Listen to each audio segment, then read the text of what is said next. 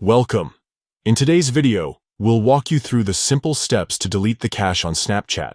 Clearing your cache can free up storage space and help your app run more smoothly. Let's dive right in.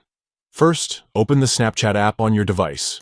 Once you're in, head to the top left corner of the screen and tap on your Bitmoji or profile icon. This will take you to your profile page. Next, look to the top right corner of the screen. You'll see a gear-shaped icon. This is the Settings button. Tap on it to access Snapchat's Settings menu. Now, scroll down through the settings until you find a section labeled Account Actions.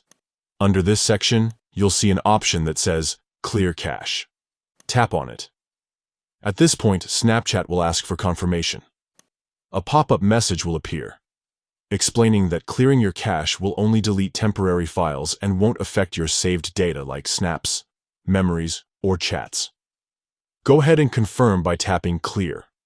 And that's it. Snapchat will restart automatically after clearing the cache.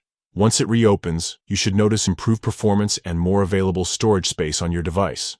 Remember, clearing your cache periodically is a great way to keep Snapchat running smoothly. Thanks for watching, and don't forget to check back for more helpful tips.